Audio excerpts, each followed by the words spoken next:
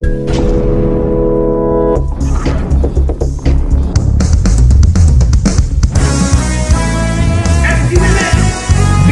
in the Lord.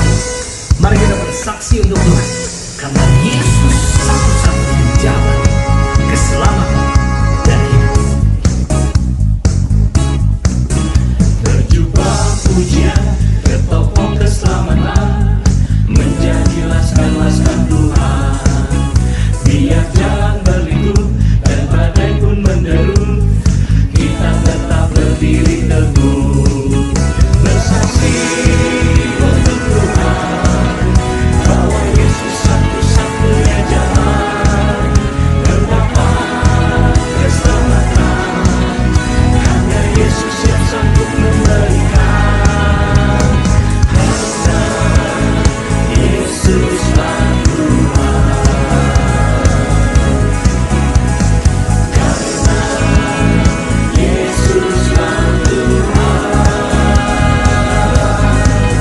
Berjubah pujian ke tokoh keselamatan, menjadi laskan-laskan Tuhan.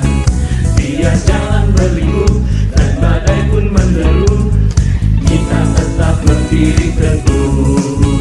Bersaksi untuk Tuhan, bahwa Yesus satu-satunya jalan, mendapat keselamatan, hanya Yesus yang sanggup memberikan. Karena Yesuslah Tuhan, karena Yesuslah Tuhan. Ini misi kami, ini misi kami, FGB NFI.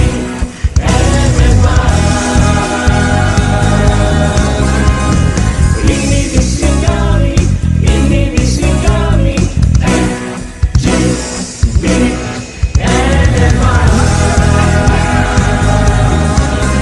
Mari bergandeng tangan, dengan perisai iman, bersaksi untuk nama Tuhan, bersaksi untuk nama Tuhan. Ini misi kami, ini misi kami, FGB NFI. Ini misi kami, ini misi kami, FGB NFI. Mari bergandeng tangan, dengan perisai iman, bersaksi untuk nama Tuhan,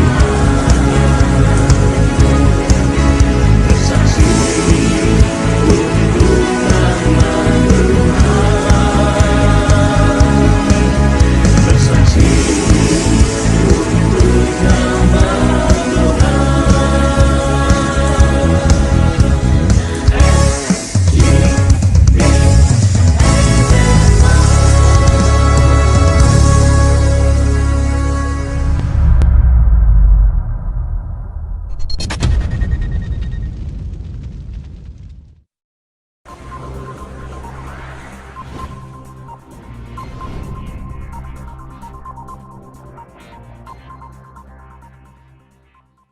Shalom, orang-orang terbahagia di dunia.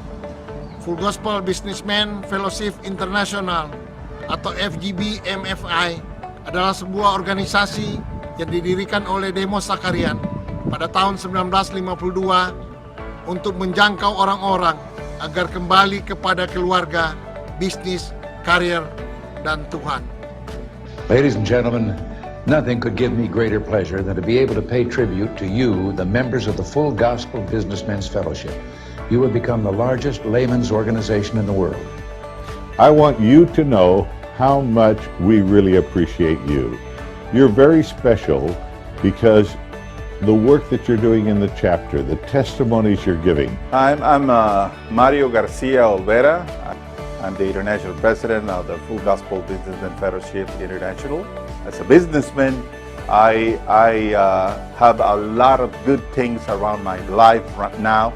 I'm trying to share that with you, and I want to welcome you to the fellowship and ask you to be part of this great fellowship. FGB MFI Indonesia dimulai tahun 1976 dan berkembang hingga berbagai kota di Indonesia dan telah banyak memberkati keluarga. Saya Ardian Kristanto menyambut kedatangan Anda di dalam wadah ini. Anda akan bertemu dengan begitu banyak para pengusaha di Indonesia yang memiliki integritas yang tinggi. Kiranya melalui wadah ini, kehidupan Anda, kehidupan keluarga, bisnis dan pelayanan Anda bisa menjadi berkat bagi begitu banyak orang yang membutuhkan. Ladies of the Fellowship adalah wadah kaum wanita di bawah naungan FGB MFI. Ayo para FGB men, ajak istrimu untuk bergabung bersama-sama di wadah Ladies of the Fellowship atau LOF. Di wadah ini kita seperti masuk ke dalam sebuah bengkel. Kita di dalam dipoles, diperbaiki, dipulihkan sehingga ketika kita siap untuk pergi, siap untuk melayani, dan siap memberi dampak bagi bangsa dan negara ini. FGB MFI merupakan organisasi yang sangat tepat buat kita semua para pengusaha muda. Baik Anda yang datang dari kalangan profesional maupun entrepreneur, dengan memiliki lebih dari 8.000 member pengusaha di seluruh Indonesia maupun 80.000 para pengusaha member yang tersebar di lebih dari 130 negara di seluruh dunia. Anda dapat memperluas network Anda di dalam dunia bisnis melalui wadah ini. Menampingi perjalanan organisasi ini dengan kesaksian pria-pria dan wanita yang memberikan inspirasi bagi kehidupan masa kini. MFI Indonesia berpartner dengan pertama Palang Merah Indonesia mengadakan donor darah secara rutin.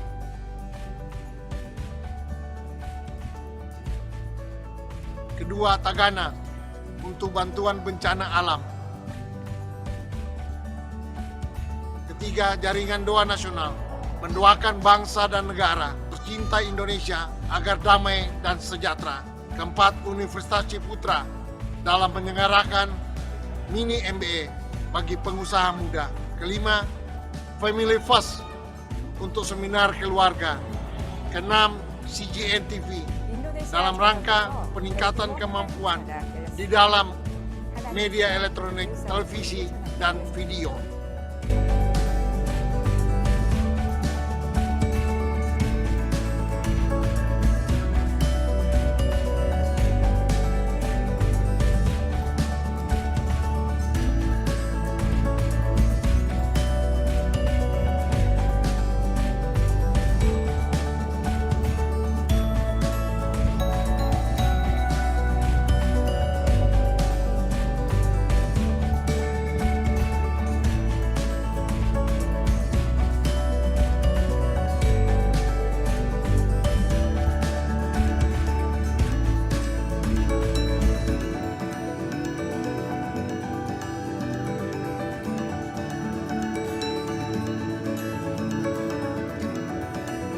Informasi selengkapnya kunjungi website kami.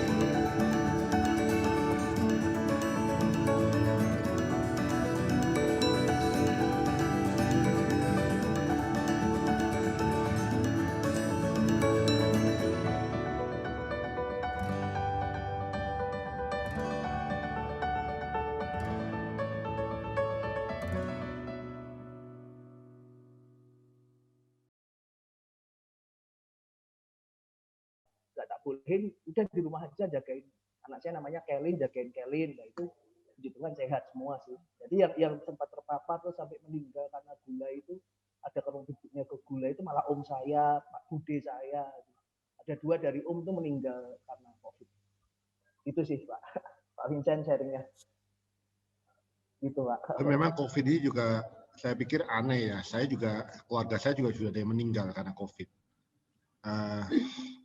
Dan cuma 2 hari ketahuan positif Dia juga sakitnya cuma komorbidnya cuma ini, asam urat gitu. Makanya saya jadi bingung.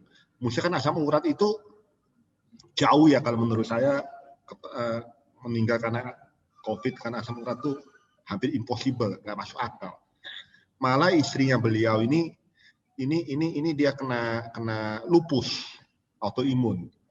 Jadi secara logika, secara medis itu seharusnya yang kena lupus, yang harapan hidupnya lebih kecil ya. Tapi malah dia bisa survive. Dia bisa survive. Mungkin jadi ada saya nggak tahu apa yang ada yang terjadi. Itu rahasia ilahi. Dia sembuhnya karena kena ini ngambil plasma konvalesen ya, konvalesen. Itu aja sih yang mau saya tambahkan mungkin Andreas. Saya tuh bangga banget sama satu teman saya ini Andreas ini karena dia tuh saya lihat waduh kondisinya berat banget, udah ekonomi berat, keluarga baiknya nggak ada gitu ya, anak-anaknya nggak ada gitu ya, tapi kok masih ceria gitu, aduh luar biasa, hebat. Nah ini mungkin jadi gimana Pak Andreas? Mau menambahkan ya, kalau yang dari lingkaran istri saya kan ikut juga, kalau di Katolik itu ada wanita bijak, jadi cukup aktif di kayak kursus evangelisasi pribadi itu kan ada batch-nya di gereja pastoral di kami itu di Bongsari itu mulai kena terpapar itu malah dari romonya. Jadi romonya yang dulu menikahkan saya itu sudah meninggal. Jadi saya kan menikah itu kan ada romo yang menikahkan di sakramen pernikahan itu romo kami yang membimbing di kursus evangelisasi pribadi itu kan rata-rata orang tua yang sudah yang pengen kembali dalam iman Kristus kan mereka ikut kursus evangelisasi gimana sih sebenarnya ikut Tuhan Yesus itu banyak terpapar malah romonya sampai meninggal kena COVID di Semarang itu. Nah itu mereka terus kan pada cek itu teman-teman dari kursus evangelisasi itu ceknya itu negatif COVID, tapi kita dapat info teman-teman ada 2 orang itu meninggal karena happy hypoxia. Happy hypoxia ini juga cukup mengerikan sih di Semarang karena kita nggak tahu, padahal nggak kena COVID tapi kekurangan oksigen itu memicu juga komorbid dari diri kita. Jadi COVID ini bisa memicu melemahkan imun kita, terus kita jadi kayak sistem organ kita itu kekurangan oksigen itu. Nah kekurangan oksigen ini memicu bahwa kita jadi lemah, jantung jadi apa itu jadi bisa meninggal mendadak. Jadi di Semarang ada 2 itu antara COVID sama happy hypoxia itu. Nah kalau yang di relasi kursus evangelisasi itu pada kenanya happy hypoxia karena mereka semua ketika romonya kena terus pada swab test semua itu negatif, ada negatif. Tapi kita dapat kabar beberapa hari ada 2 orang tuh meninggal yang udah tua-tua itu kenanya happy hypoxia.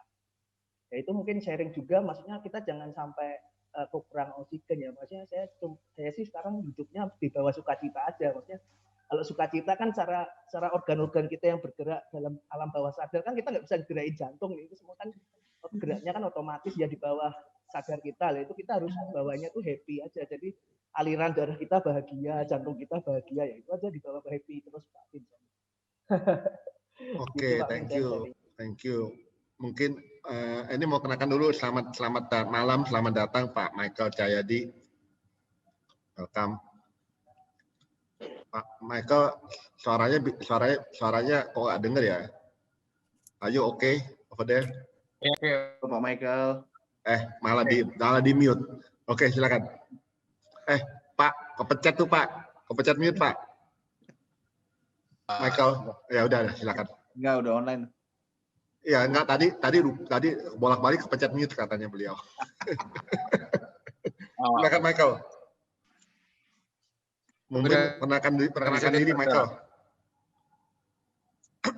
Saya rasa ini ada 2 teman baru Pak Michael, si udah kan? Calvin sama kedengeran Pak Michael. Ada 2 teman baru, Calvin sama Ibu Dani. Kedengeran nggak? Kedengeran Michael. Oh, ya saya temannya Pak Vincent sudah lama sekali. Saya gereja di GBI Pak Niko.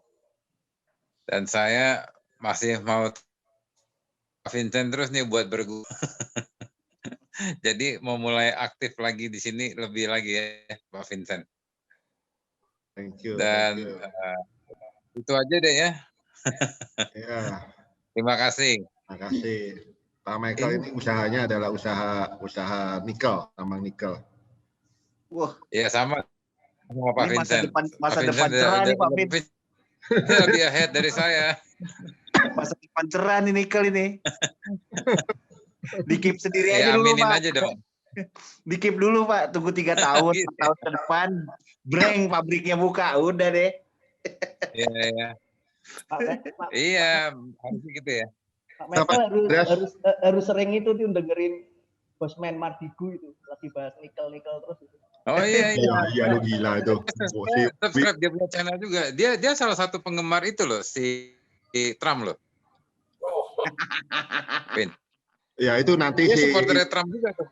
Nanti kita bahas. Saya udah minta sama si ini. Nanti bulan April tuh, teman-teman. Bulan April, bukan Maret ya. Kalau Maret sudah penuh banget. Kemungkinan kita April atau Mei. Kita bisa nggak minta bosmannya sekalian buat join? Vin. Ya coba ya. Kalau mau minta bosman, ya boleh aja. Sama siapa, Vin? Bulan April? Enggak, bulan April itu soalnya kan gini. Vin, minta bosman sharing dong. Enggak, dengerin dulu. Saya mau ngomong gini loh, Mike. Maksud saya, ini kan kita mau masuk 2021, ini kan pemerintahnya ganti semua nih. Minta bosman sharing, Vin. Oke, kalau minta bosman sharing mungkin Mei kali gitu.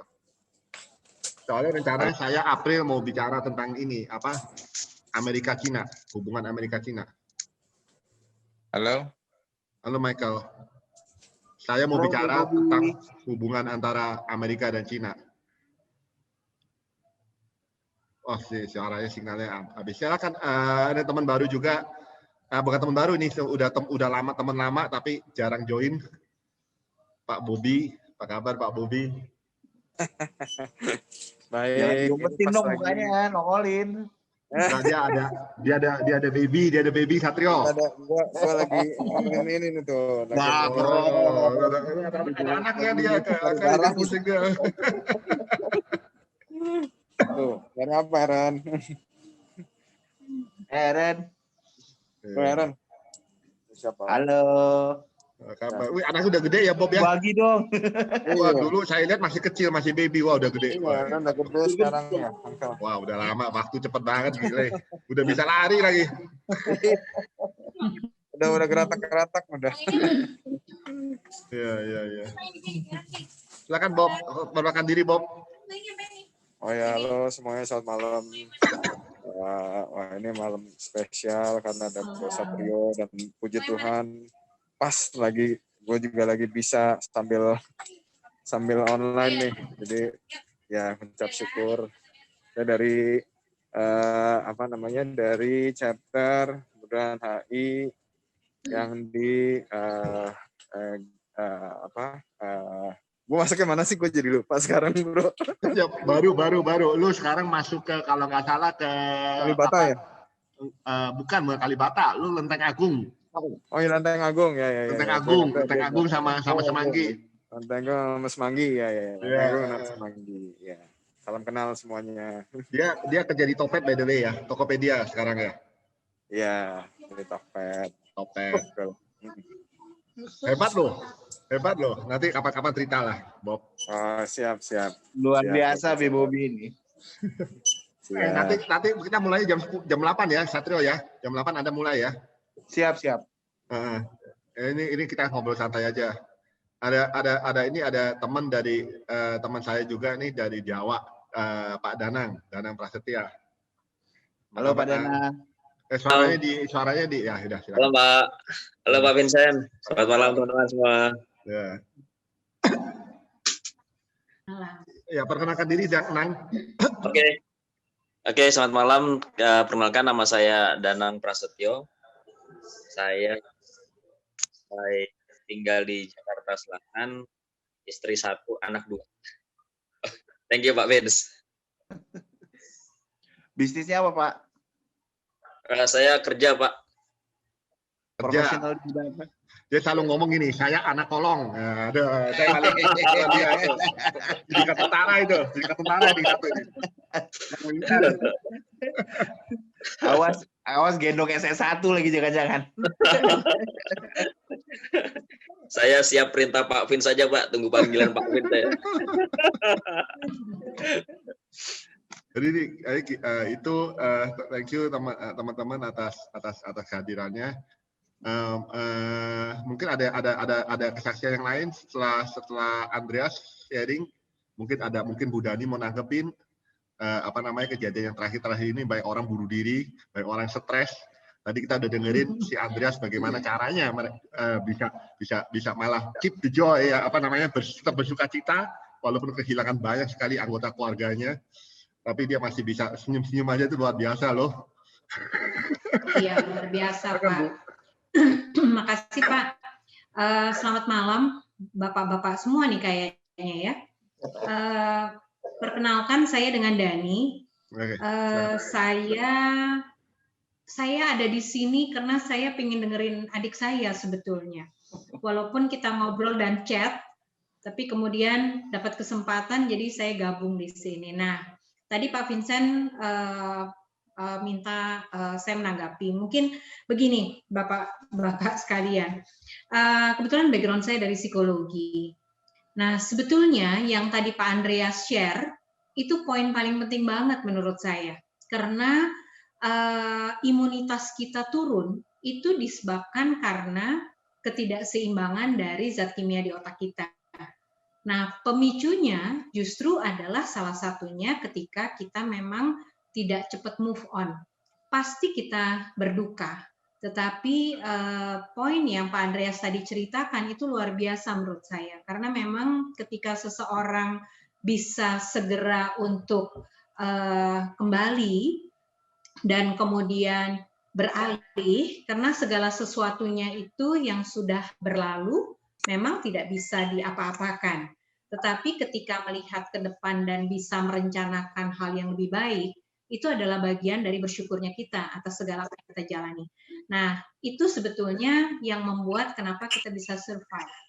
Nah, salah satunya di masa pandemi ini memang pasti nggak mudah, tetapi ketika kita bisa memang melihat kalau koin itu ada dua sisi, maka sisi positifnya juga perlu dilihat gitu untuk bisa tetap berjalan ke depan. Nah, poin itu yang saya rasa menjadi kunci di dalam hal ini. Kalau dikaitkan dengan kenapa banyak yang bunuh diri, orang bunuh diri itu nggak gampang sebenarnya. Dia butuh energi yang sangat besar untuk dia putuskan bunuh diri.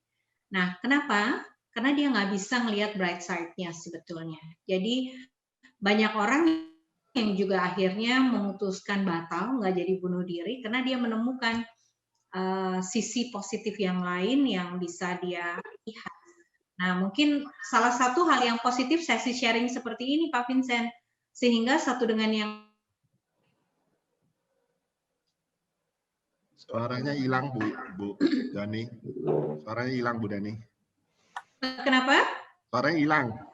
Suaranya hilang. Oke. Lagi. Iya. Jadi penggalan yang terakhir yang saya sampaikan adalah sebetulnya kita bisa belajar dari apa yang di-sharekan oleh Pak Andreas tadi, bahwa bagaimana bisa melihat sisi yang lain sebetulnya sebagai bright side, ya. Karena imunitas kita lebih cepat turun ketika kita dalam situasi yang memang negatif di dalam hal ini. Negatif dalam pengertian ketika kita sedih, kita nggak bisa melihat dua sisi. Sisi positifnya sebetulnya selalu ada. Jadi poin ini yang sebetulnya paling berdampak. Nah, yang tadi bicara masalah bunuh diri itu ya karena sebagian dari mereka tidak bisa menemukan sisi positif. Padahal kan kita berinteraksi dengan banyak orang. Nah, kalau dia berada pada lingkungan yang tidak mensupport, sangat dimungkinkan hal itu terjadi. Nah, sesi sharing seperti ini nih Pak, yang sangat-sangat sebetulnya akan memberikan insight ya, untuk bisa melihat sisi positif dari setiap proses yang dihadapi. Karena kelihatannya kita bisa ketawa, tetapi belum tentu tidak ada hal-hal yang juga dipikirkan memberatkan. Nah, jadi semua sama lah sebetulnya, tapi dengan sharing begini sebenarnya akan positif untuk mensupport satu dengan yang lain. God is good, Tuhan baik, Tuhan baik. Terima kasih Bu Dani. Tadi sebenarnya saya mau ajak mengajak siapa namanya, mau minta Bu Sofia. Bu Sofia itu pabrik farmasi itu, tapi nggak tahu tiba-tiba terpental. Mungkin terakhir adalah dari Pak Hendri Bukit. Pak Hendri Bukit, silakan memperkenalkan diri Pak Hendri. Aku speaker ya sambil drive soalnya. Oh ya, jangan dinyalain kalau gitu. Tolong jangan dinyalain videonya. Siap. Ya. Perkenalkan, saya Henry Bukit. Saya saat ini berdinas di Bank Mega, pegang corporate banking. Kemudian ada juga usaha frozen food. Lagi coba kembangin ya. Saya bertempat tinggal di daerah Pulau Gebang, Cakung. Kemudian punya dua putra saat ini. Oke, makasih. Saya bergereja di itu dulu. Soalnya saya nggak mau ganggu kamu terlalu banyak, soalnya kamu lagi nyetir dan nggak bisa fokus. Aduh, kalau ada kecelakaan bahaya itu, malah resikonya lebih tinggi. Siap, thank you. Iya, safe drive ya. Thank you. Oke, ini ada dua wanita hebat, satu Bu Indri, satu Bu Marta. Bu siapa ini? Ini siapa sih? Mas ya? Saya nggak tahu. Marta ya? Kok namanya Mas? Oke, ya ini mungkin saya kasih kesempatan yang jauh dulu ya. Bu Marta, silakan Bu Marta dari Papua. Mas, nama lu dikira bikin Ibu. Kalau gitu Bu Indri dulu deh. Bu Indri silakan Bu. Mas. Oh. Apa kabar Mas? Bu Indri dulu ya, Bu Indri dulu, silakan Bu. Ya, bentar. Aduh. Ya, tadi dia bilang ada ceweknya nggak? Ada Bu. Sama-sama punya satu cucu Bu. Ini kan karena kita kan lagi di rumah, jadi boleh kan kita di atas tempat tidur juga oke kan? Boleh Bu. Memperkenalkan, bukannya kita udah kenalan semuanya ya? Ada Calvin sama Dani. Oh ya, oke. Ya, saya udah hampir lama lah, berapa bulan join di grup ini dan kind of miss every Wednesday meeting ya. Benar-benar bagi saya grup ini beda dengan grup Another Comsel. Menurut saya ini saling melengkapin gitu. Saya bergerak di bidang financial industry, makanya saya kenal Pak Vincent. Saya punya satu cucu, 2 anak. That's all. Satu lagi Bu, karena masalah COVID, mungkin Ibu bisa sharing kepada kita di sini kan. Ibu sempat stres banget tuh, saya tahu. Ibu stres banget karena suaminya kena COVID dan Ibu tuh sampai saya tiap minggu mau swab test, gua kena COVID gak? Gua kena COVID. Iya. Memang pertama memang COVID itu real dan kemudian sebetulnya COVID itu dari pengalaman karena saya banyak kanan kiri ya, termasuk CEO saya juga kena, saudara saya kena, ini itu kena. Menurut saya yang saya lihat itu COVID itu kebanyakan bisa sembuh kalau ketahuannya lebih awal dan kemudian nggak komorbid gitu. Tapi memang ketika menjalanin COVID itu dari orang-orang sekitar saya itu menderita sekali. Makanya itu yang membuat saya stres ya. Jadi dari mentalnya down, lalu mual, lalu berbagai simptom lainnya. Nah yang membuat saya stres itu memang pertama saya terima kasih sama Vincent ya yang mau menjadi telinga saya. Saya saat itu karena suami saya itu kena COVID-nya di awal-awal, saya itu takut gitu mau curhat sama siapa.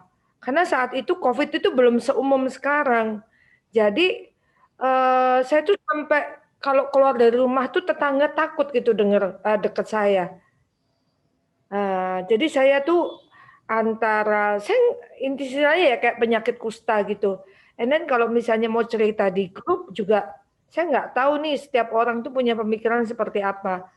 And then pagi itu tuh saya berdoa Tuhan saya tuh kayaknya aduh kalau sendirian gimana ya, saya berdoa I really need a friend to share gitu. And then hari itu entah kenapa ya Bro Vincent bisa telepon karena apa saya juga lupa.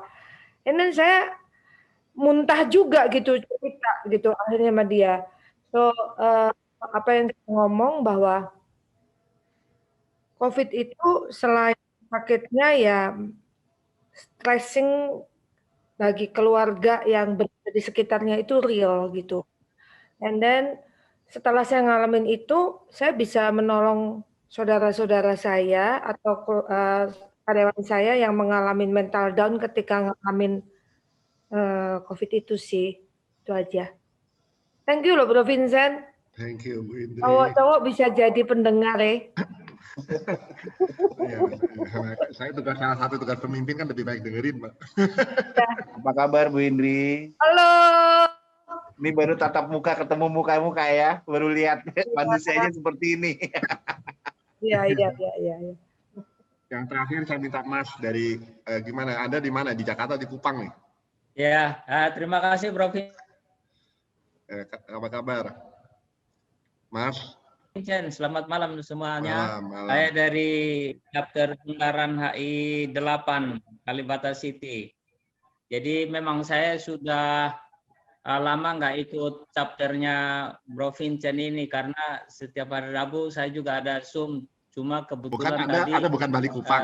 Selesainya saya baru pulang tanggal 10 kemarin. Makanya Anda ke Kupang sih ke saya. Tanggal 10 kemarin. Ya. Jadi sudah balik lagi ke Jakarta.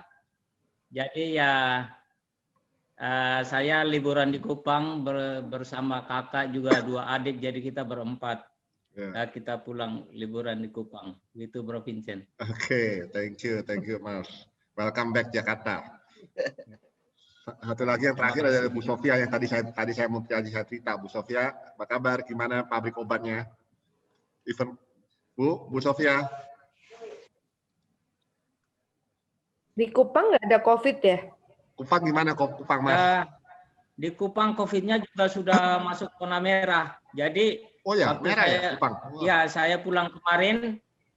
Saya dari sini di tes antigen negatif, kemudian bisa pulang Kupang, bisa naik pesawat.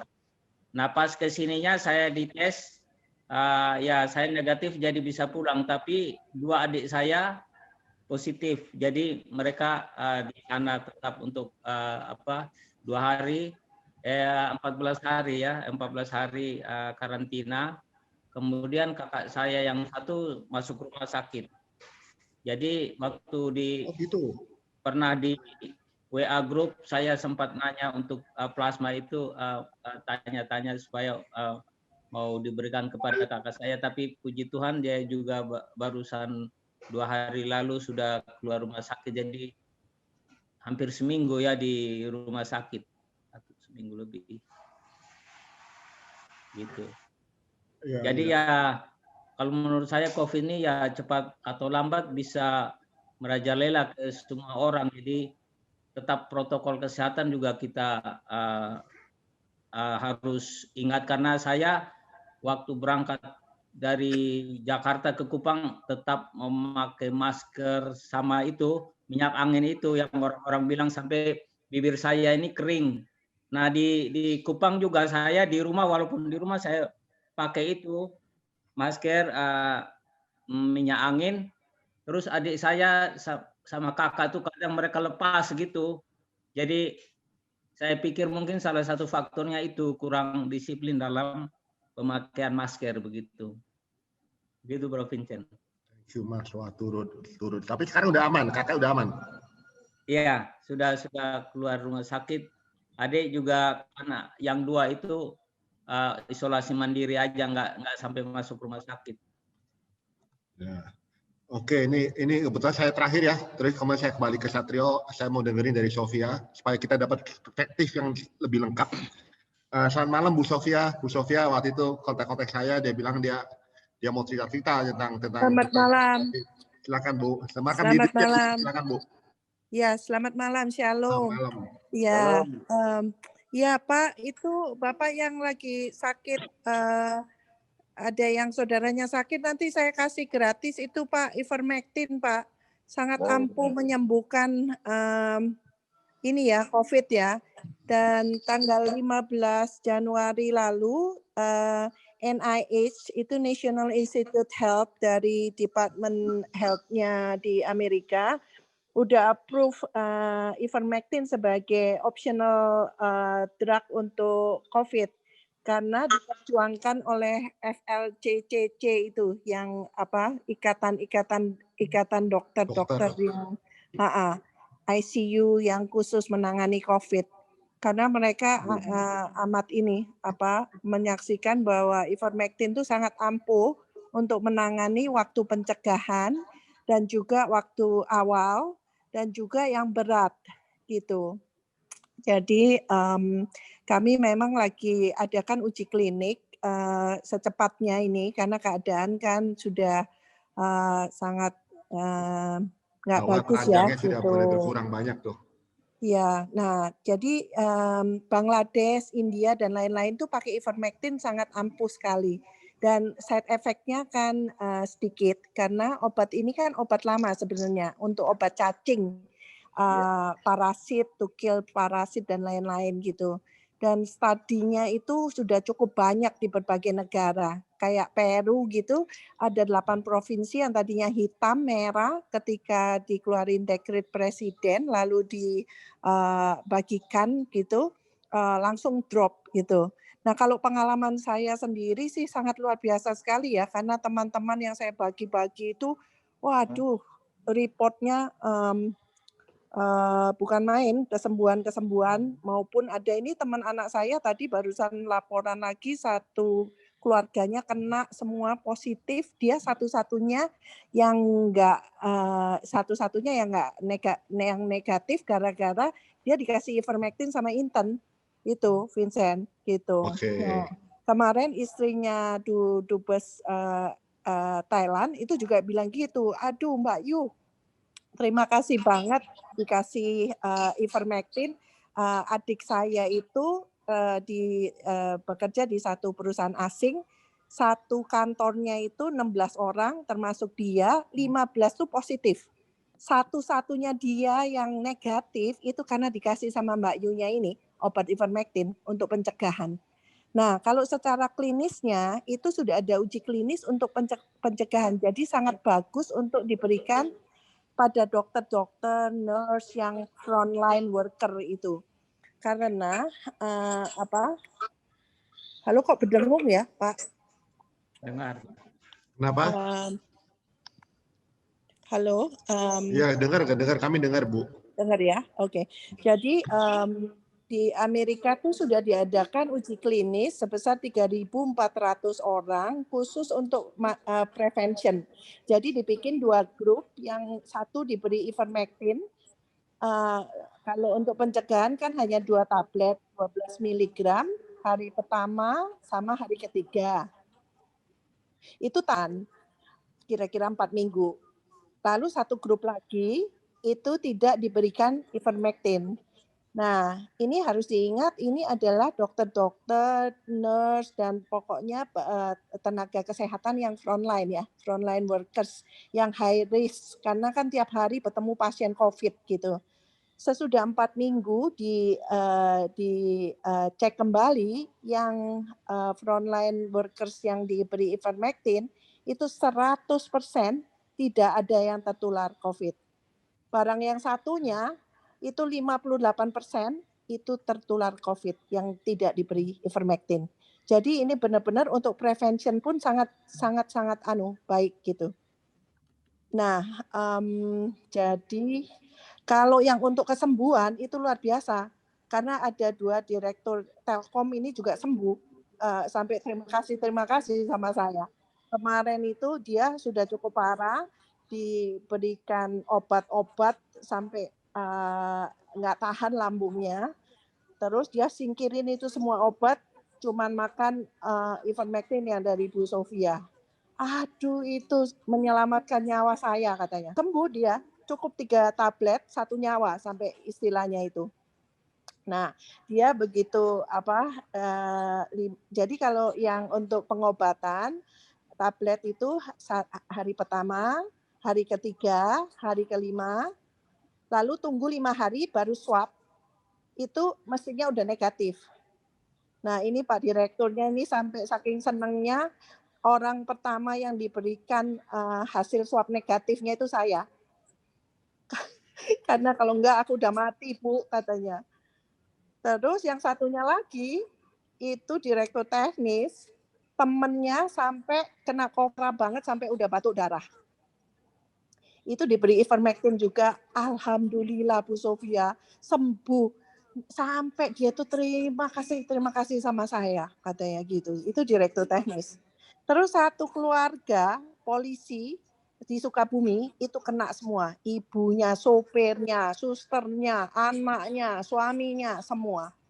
Itu 100% sembuh. Jadi dia udah fanatik banget deh. Bagi-bagiin ke anak buahnya kemana-mana.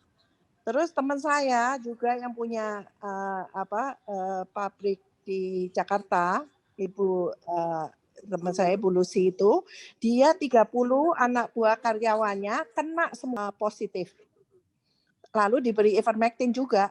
Bu Lucy bilang 100% udah sembuh.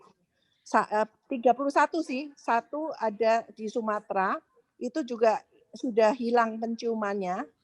Jadi ketika baru dikasih 1 tablet ivermectin, aduh Bu, aku udah bisa cium dapur masak apa, katanya gitu. Kesenangan dia. Jadi ya itu pengalaman saya. Nanti kalau saya cerita semua nanti sampai besok pagi nih. Ya, nanti juga kasihan ya saya kalau Satrio kan lagi nggak boleh terlalu capek Bu. Kita kasih kesempatan Satrio ya teman-teman ya untuk sebagai pembicara utama. Silakan Satrio. The floor is yours. Oke.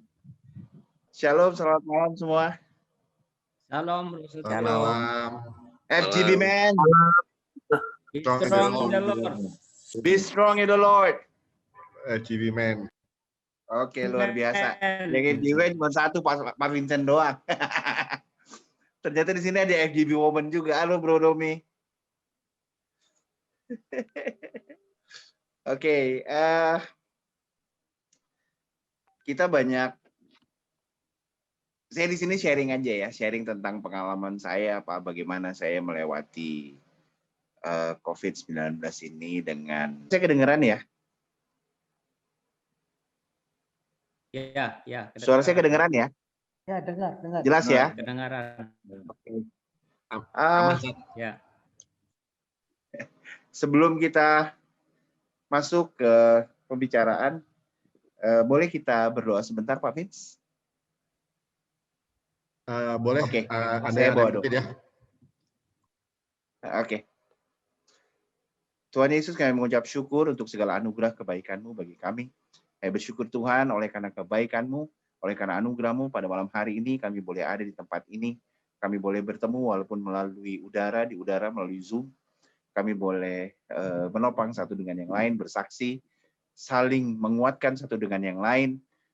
Dan biarlah Tuhan sesi ini, chapter malam hari ini boleh berdampak bagi kami semua. Tuhan Yesus, dalam setiap kesaksian yang diberikan, biarlah Engkau campur tangan, sehingga nama-Mu boleh dimuliakan, dan melalui kesaksian kami, nama Tuhan ditinggikan. Tuhan Yesus, ajari kami juga Tuhan, kerendahan hati-Mu Tuhan, sehingga pada saat kami ditegur oleh firman-Mu, kami ditegur, kami dikuatkan, kami diteguhkan, sehingga dalam kami menjalani hidup kami yakin percaya kami memiliki Allah yang besar, Tuhan Yesus Kristus yang senantiasa menopang kami. Terima kasih Tuhan, kami menyerahkan sesi sharing ini ke dalam tangan kasih Tuhan. Pimpin hamba-Mu dalam menyampaikan firman-Mu dan juga menyampaikan kesaksian untuk kemuliaan nama-Mu. Kami serahkan seluruhnya ke dalam tangan kasih Tuhan. Dan kami yakin percaya Tuhan Yesus Kristus menyertai kami. Terima kasih Tuhan, bersyukur kami dalam nama Kristus Yesus Tuhan. Kami sudah berdoa, kami sudah bersyukur. Hosana di tempat tinggi. Terpujilah nama-Mu. Haleluya. Amin. Amin. Amin. Oke. Saya akan mulai dengan kisah bagaimana saya bisa terkena COVID-19. Saya perkenalkan, nama saya Satrio Nugroho Widiandaru Noto Amijoyo. Jenengi koyok sepur panjang tapi orangnya pendek. Nggak apa-apa. Kemudian bisnis saya adalah konsultan. Saya konsultan bidang hukum dan business development, terutama melalui IT. Kemudian puji Tuhan saya beristri 1 dan saya memiliki seorang putra yang saat ini sudah berada di surga. Saya bergereja di GSKI, Gereja Suara Kebenaran Injil. Saya adalah penderita gagal ginjal yang otomatis komorbid. Cuman agak lengkap dikit komorbidnya. Jadi bukan hanya gagal ginjal, saya adalah penderita diabetik dan diabetes mellitus ya. Dan saya juga memiliki disease darah tinggi. Darah tinggi saya muncul setelah saya cuci darah. Jadi saya harus menjalani terapi cuci darah setiap minggu itu sebanyak 3 kali. Nah, saya terkena COVID-19 itu bukan karena saya kelayapan kemana-mana, enggak. Karena saya jaga betul. Karena saya tahu kalau saya sampai sakit, saya nyusahin orang banyak. Tapi ternyata Tuhan berkehendak lain. Tetangga sebelah saya, dalam arti kalau kita cuci darah dalam satu bangsal gitu kan sebelah-sebelahan tempat tidurnya. Nah, tetangga sebelah saya, yang istilahnya tidur di sebelah saya, cuci darah sama-sama, ternyata beliau positif COVID-19. Dan meloncatlah virus itu kepada saya, dan saya meloncatkan virus itu kepada istri saya, sehingga saya dan istri saya dua-duanya terkena COVID-19. Gejala-gejala awal COVID-19 pada saat diri saya dengan istri saya agak berbeda. Kalau saya itu batuk-batuk terus. Jadi batuk nggak berhenti-berhenti. Padahal sebagai penderita gagal ginjal, jatah air minum saya dibatasi sehari itu 600 cc. Ya senakal-nakalnya saya 800 lah. Jangan lebih gitu kan. Jatah cairan saya. Tapi karena batuknya luar biasa, setiap batuk minum ya jadi bengkak saya waktu itu. Jadi keluhan saya yang paling utama pada saat COVID itu adalah batuk. Nah, kemudian istri saya itu keluhannya lebih luar biasa keluhannya istri saya itu. Jadi istri saya itu batuk, kemudian badannya ngilu-ngilu semua. Digerakkan itu ngilu, didieminnya juga ngilu, dan itu dia sangat menderita. Kalau saya nggak berpikir saya COVID, saya berpikir saya cuma kena batuk gitu. Nah, akhirnya kami memutuskan untuk ya sudahlah kita ke rumah sakit. Nah, kami datang ke rumah sakit waktu itu kalau nggak salah itu tanggal 20 November ya. Tanggal 20 November kalau nggak salah 2020. Kami datang ke RSUD Tebet.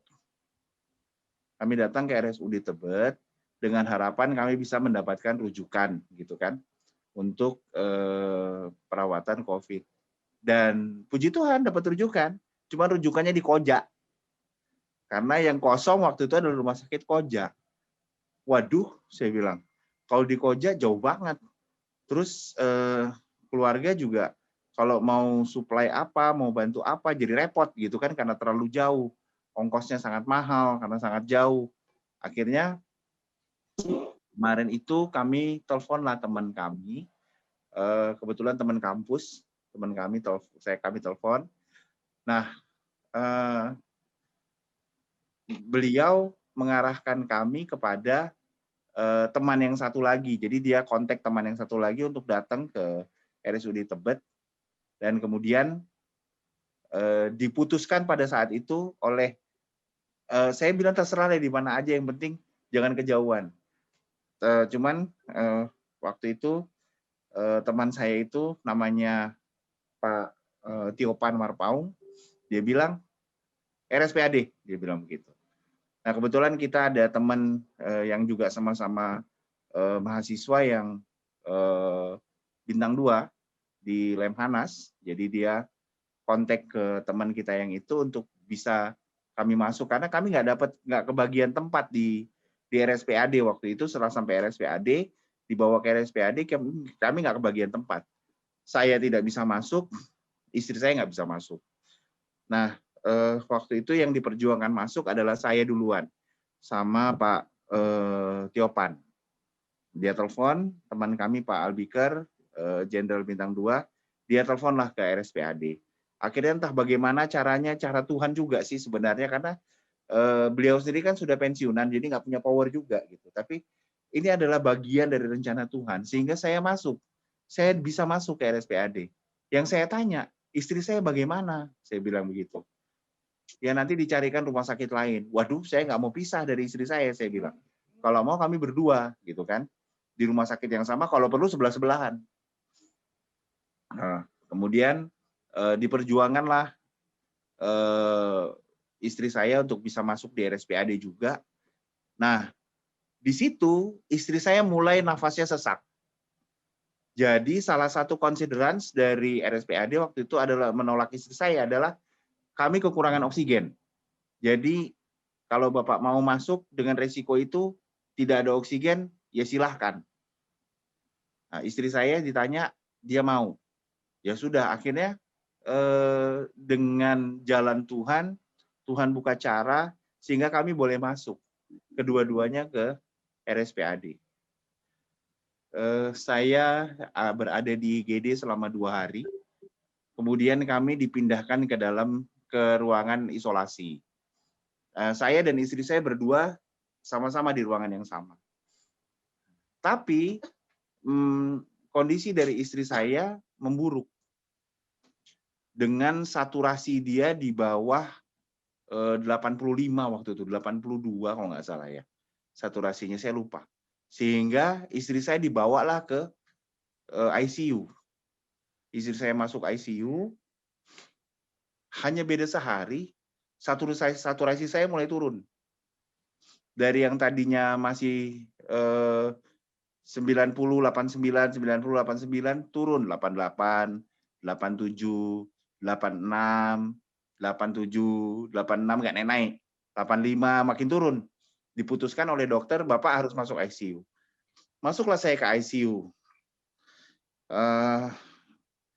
Istri saya berada di ICU selama 5 hari. Saya berada di ICU selama 8 hari. Tapi di sini saya memberikan satu insight buat teman-teman bahwa COVID itu sebenarnya dia menyerang fisik. Itu mungkin hanya sekitar 50-60% fisik kita dihajar. Ya memang lemas, batuk, sesak napas. Tapi sebenarnya yang dia hajar paling kuat itu adalah psikis. Betul. Dan di ICU itu sendiri, kondisi saya sendirian. Jadi kalau orang bisa dengar lagu pujian everyday, bisa dengar lagu Terima kasih Yesus, oh itu menyenangkan ya. Saya yang dengar cuman cetit, cetit, cetit, cetit, cetit. Heartbeat saya yang saya dengar sendiri. Nah, dan dalam kondisi itu sebenarnya saya di ICU itu ada di titik nadir saya. Titik saya yang paling rendah. Jadi mungkin Pak Vincent tahu persis bagaimana attitude saya, gimana saya mengucap syukur sama Tuhan dengan segala perkara yang saya hadapi, dengan segala hal yang harus saya lalui. Pak Vincent, Pak Mars tahu persis bagaimana, ini teman-teman lama semua nih, Pak Mars, Pak Vincent, Pak Bobby, itu tahu persis lah bagaimana sikap saya. Karena salah satu ini saya salah satu trademark saya adalah be thankful. Itu dengan segala apa yang kita miliki, dengan segala permasalahan yang kita hadapi, be thankful gitu loh. Kita bersyukur. Tapi pada saat itu di ICU, saya berada di posisi saya yang paling rendah, di titik nadir saya. Sehingga yang selama ini saya tidak bisa dibilang jarang marah, di ICU semuanya saya marahin. Mau perawat, ini hal yang tidak baik ditiru, tapi pada saat itu saya keluar aja marahnya gitu loh. Jadi dokter saya marahin, perawat saya marahin. Lebih-lebih setiap hari saya diambil darah 4 kali. Sampai tangan saya biru-biru. Belum lagi ambil AGD. Jadi AGD itu analisis gas darah, Bapak Ibu sekalian. Itu diambilnya di pergelangan tangan, Bu. Di sini. Diambilnya. Dan itu diambilnya di arteri. Harus dapat arterinya, baru diambil AGD-nya. Dan itu sakitnya ampun-ampunan. Jadi ditusuk, kalau nggak dapet digoyang aja sama dia, diasik aja, dia main goyang di dalam kan. Itu rasanya sakitnya sampai ubun-ubun gitu. Sampai saya marahin perawatnya gitu loh. Saya bilang, udah deh suster deh, saya kanulasi deh suster, saya biar suster juga tahu rasanya kayak apa gitu loh, saya bilang. Jadi akhirnya di hari ke 6 saya minta sama pihak rumah sakit untuk rilis saya masuk di ruang perawatan biasa aja. Karena saya di ICU juga nggak diapa-apain. Dan saya dikasih obat pagi, saya itu dapat 21 pil pagi. Di luar obat rutin saya. Obat rutin saya ada 6. Jadi 27 pil pagi. Siang saya dapat 12 pil. Ditambah obat rutin saya. Ya kan? Obat rutin saya ada 6. Jadi 18 pil kalau siang. Kalau malam saya dapat 16 pil.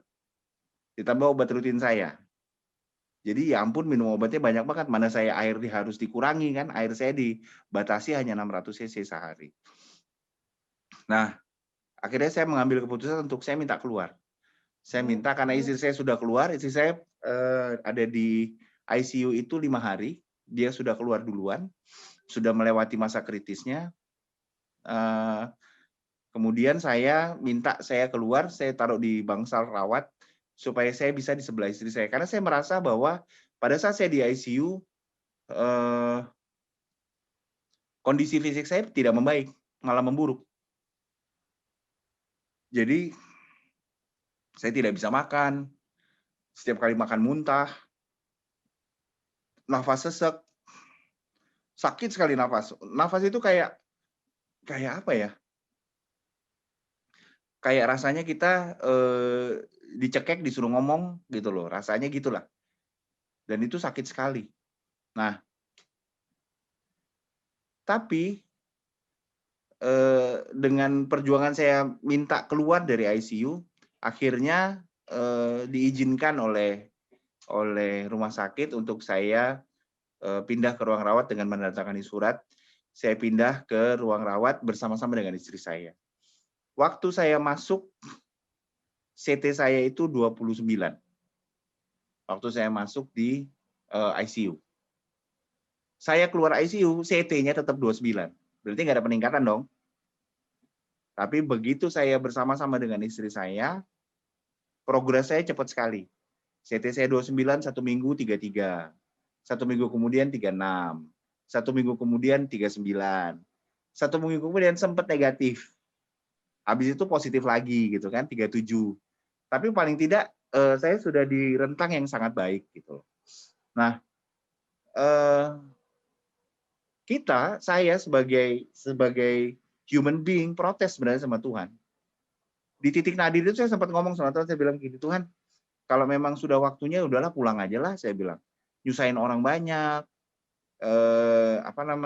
saya juga menderita gitu kan. Saya nggak kuat gitu loh, saya bilang. Tapi ternyata Tuhan punya rencana lain. Saya masuk ke ruang rawat, kemudian seminggu saya di ruang rawat, istri saya diizinkan pulang. Seminggu atau 2 minggu ya? 2 minggu. 2 minggu saya di ruang rawat, istri saya diizinkan pulang. Isolasi mandiri di rumah. Nah, di sini yang kalau kita boleh lihat sedikit, firman Tuhan berkata di Roma 8 ayat 28, demikian firman Tuhan. Kita tahu sekarang bahwa Allah turut bekerja dalam segala sesuatu untuk mendatangkan kebaikan bagi mereka yang mengasihi Dia, yaitu bagi mereka yang terpanggil sesuai dengan rencana Allah. Rupanya saya dikurung jadi saya dikurung di rumah sakit itu selama 52 hari, Bapak Ibu sekalian. Kalau yang masuk rumah sakit 14 hari terus keluar, itu mereka terkena COVID namanya. Mereka terkena virus COVID. Kalau saya, karena sudah 52 hari, sudah bukan COVID lagi, udah kopat-kapit. Jadi 52 hari di rumah sakit sampai saya dikatain Pak Lurah. Karena CT saya naik turun terus. Sedangkan rumah sakit nggak mau rilis kalau saya nggak betul-betul simptomnya berkurang banyak gitu loh. Nah, di situ rupanya rencana Tuhan menempatkan saya di bangsal COVID itu berminggu-minggu lamanya, karena ternyata tidak lama kemudian ada masuk pasien.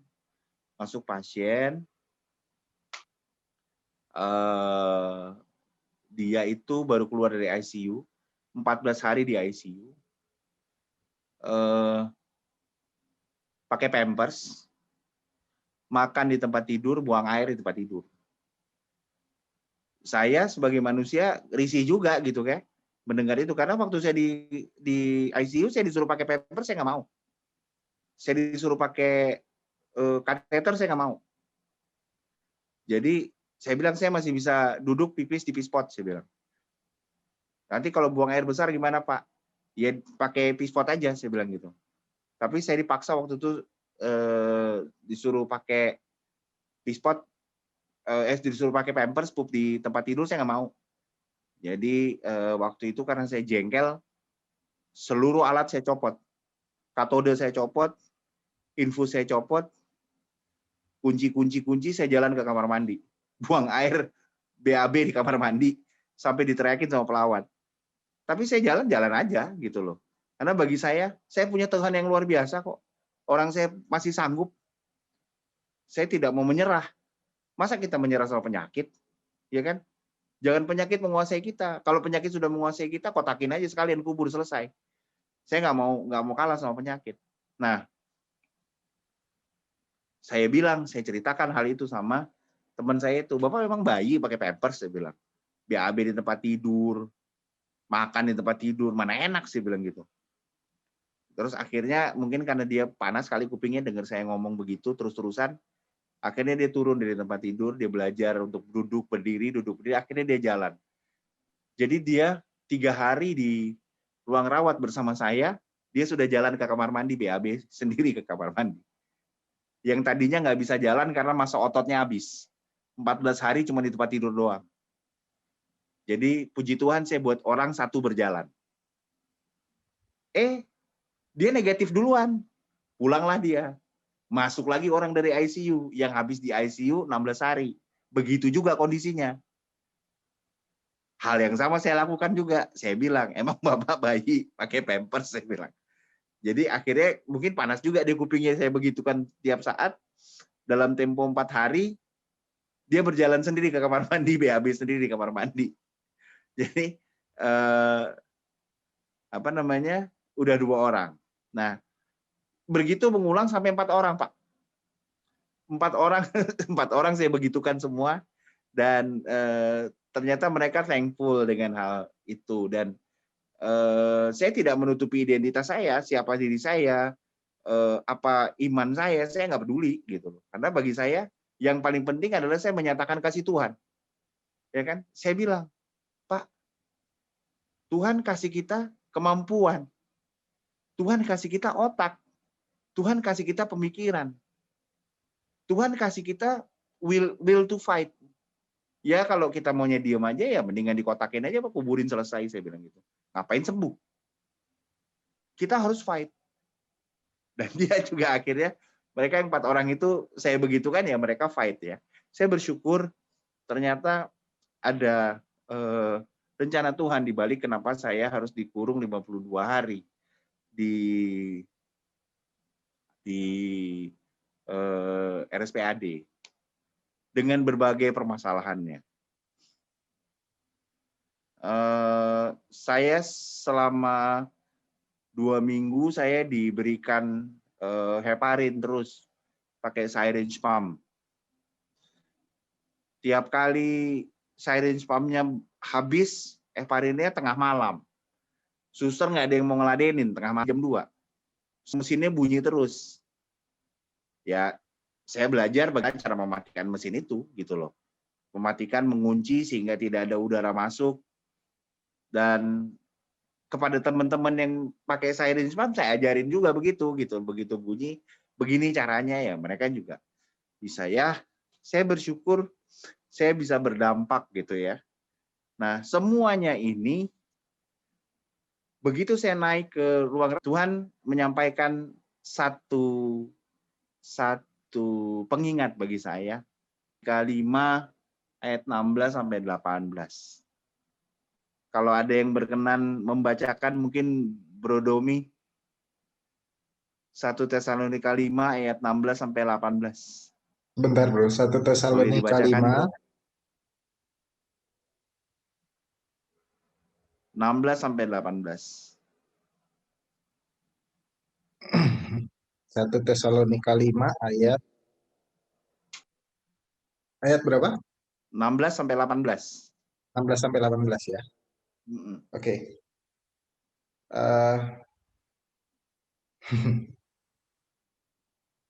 Oke, demikian firman Tuhan 1 Tesalonika 5 ayat 16 sampai 18. Bersukacitalah senantiasa, tetaplah berdoa, mengucap syukurlah dalam segala hal, sebab itulah yang dikehendaki Allah di dalam Kristus Yesus bagi kamu. Amin. Amin. Tuhan menyampaikan itu kepada saya, sehingga kunci saya bisa melewati COVID dengan komorbid lengkap, soalnya ada 3 dan jarang-jarang yang survive gitu ya. Itu adalah firman Tuhan ini. Tuhan menguatkan saya. Jadi setiap hari saya membaca firman ini. Yang saya baca ini aja, yang lain nggak usah. Itu aja udah dibaca. Diulang-ulang aja itu. Bersukacitalah senantiasa. Hal. Ya kan? Karena itu yang dikehendaki Tuhan bagi kita. Ya sudah, saya mengucap syukur. Minus makanan ya, karena makanan saya dikirimin dari rumah. Saya nggak sanggup makan rumah sakit, muntah terus. Jadi saya makan dikirimin istri saya, dikirimin adik. Nah, ayat ini sungguh menguatkan saya, dan itu saya bagikan kepada orang sekeliling saya. COVID di sekeliling saya bagikan. Kita harus happy, Pak. Kalau kita kalah sama penyakitnya, ya kita pasti down, saya bilang gitu. Dan pada saat down, COVID itu merajalela. Saya merasakan sukacita itu ada dalam diri saya. Sehingga ruangan kami, saya di Suhardo Kertohusodo, lantai 4, ruang 404. Dari 6 kamar di wing kami, yang paling berisik itu kamar kami. Karena semua orang saya ajak ketawa aja terus.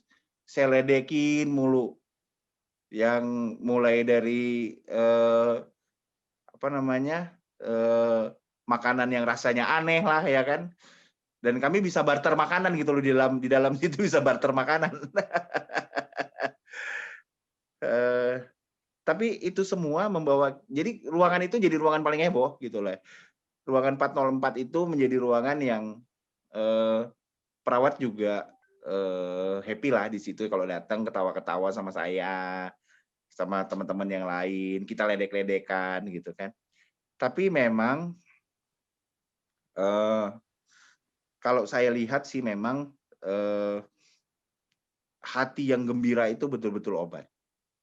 Jadi pada saat saya bergembira, saya tidak melihat COVID sebagai bencana bagi diri saya. Tapi saya melihat COVID sebagai blessing bagi diri saya. Karena apa? Saya comorbid, saya nggak mungkin divaksin. Sehingga saya mendapat natural immunity. Tuhan kasih vaksin langsung. Istri saya juga comorbid. Darah tinggi dan jantung. Itu dia bisa dapat COVID juga, itu adalah blessing. Dan sampai hari ini status saya masih positif COVID, walaupun week positif ya. CT saya 38,56 terakhir.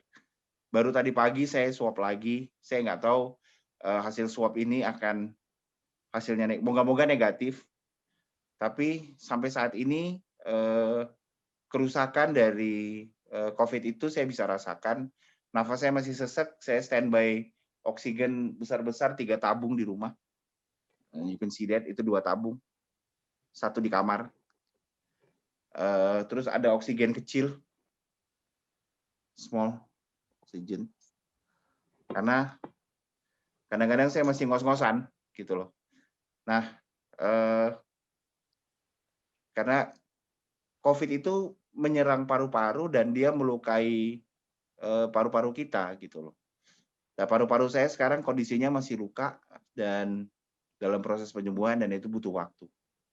Tapi selama 52 hari saya di rumah sakit, saya bukan jadi pasien saja. Tapi saya bisa motivate orang untuk move on dari penyakitnya. Apa namanya? Kesembuhan itu memang Tuhan menyediakan kesembuhan, tapi kita harus mau sembuh. Itu yang istri saya selalu bilang sama saya. Ya kalau kamu nggak mau sembuh, ya kamu nggak bakal sembuh, gitu. Jadi kita harus mau sembuh. COVID bukan sesuatu yang sangat mengerikan gitu loh. Ada yang lebih mengerikan lagi, Judgment Day. Itu lebih mengerikan. Masa tribulasi itu lebih mengerikan. Ya kan? Nggak enak banget gitu kalau kita sepasang, satu diangkat, satu ditinggal. Nggak enak banget gitu. Itu lebih mengerikan daripada COVID. COVID ini hanya flu berat lah. Dan saya sendiri didiagnos bilateral pneumonia. Jadi kedua paru-paru saya itu mengalami pneumonia. Pneumonia itu biasanya hanya 1 paru. Saya dua-duanya. Masih hidup sampai sekarang. Semua karena anugerah Tuhan. Dan saya bersyukur yang paling saya bersyukur sekali itu adalah saya punya komunitas yang luar biasa. Saya punya komunitas FGBMFI yang luar biasa. Saya lagi sakit, megeh-megeh, tahu-tahu Bebobi nelpon. Gimana kabarnya bro? Dengan setengah megap-megap saya jawab, ya baik bro, gitu kan. Tapi itu memberikan semangat buat saya. Terus saya didoakan. Terus apa namanya? Saya lagi kondisi lagi nggak baik. Tahu-tahu Bu Indrio telepon. Ya Bu Indri ya. Iya. Kita mimpi ya Bu ya. Iya. Dan itu menjadi semangat buat saya. Kayak punya komunitas yang luar biasa. Cuman saya tunggu-tunggu waktu itu Bro Domi kok nggak telepon-telepon. Dia kenyataan sampai saya keluar nggak telepon-telepon sih. Tapi saya berterima kasih sama Tuhan. You know I pray for you, bro. Wah, keluar juga suaranya. Halo Bro Domi. Thank you for your prayer ya. Luar biasa.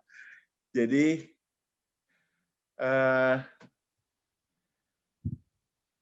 saya bersyukur dan saya belajar banyak dari peristiwa COVID ini. Saya belajar banyak, saya belajar untuk setidaknya melihat karya Tuhan. Bukan dalam hidup saya, tapi dalam hidup orang lain.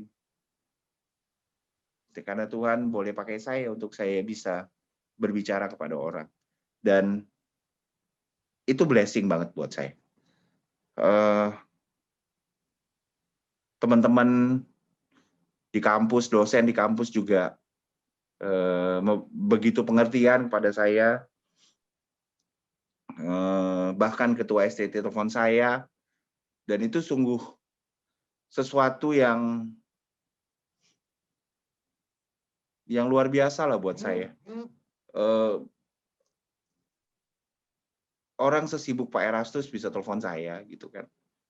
Who am I? Siapa saya? Semua itu karena Tuhan punya rencana. Dan Tuhan memberikan yang terbaik buat saya. Saya bersyukur Dan bagi kita semua, jangan takut dengan COVID.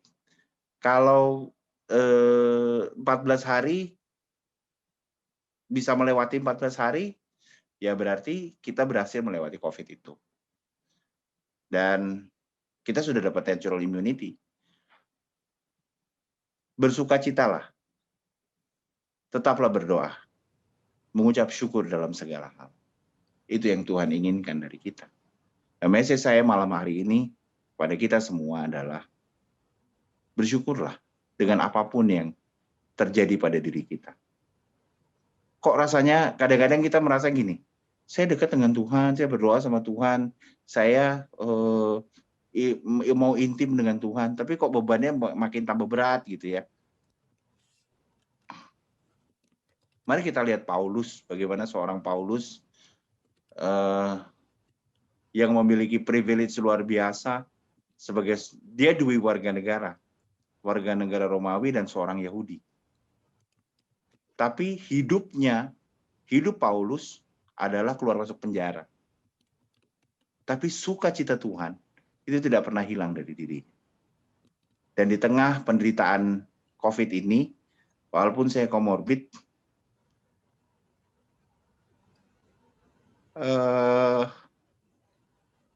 saya merasa bahwa sukacita Tuhan itu ada bersama dengan saya.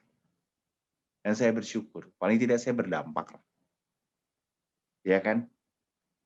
Firman Tuhan berkata, anak Tuhan itu dilihat dari buahnya.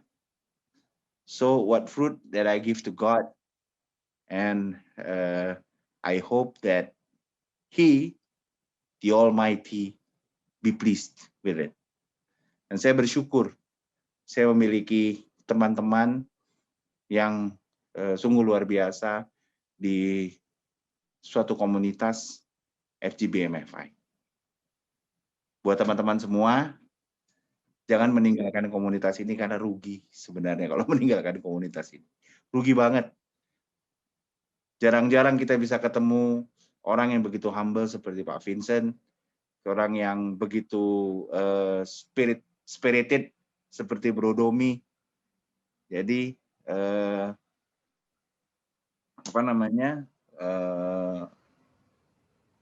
kita bersyukur kita punya teman-teman yang luar biasa di komunitas ini. Nah, tadi sedikit menyinggung dari Ibu Sofi itu tentang ivermectin. Di zaman saya belum dapat ivermectin karena ivermectin waktu itu belum di-approve, masih di taraf penelitian. Saya dikasihnya dexamethasone. Nah, dexamethasone itu untuk penderita diabetes agak-agak grogi. Karena gula darah saya sampai 500 gara-gara dexamethasone. Tapi ya diberikan insulin bisa normal. Nah, last message for everyone, always be happy. Whatever your problem is, always be happy because our Lord Christ is within us.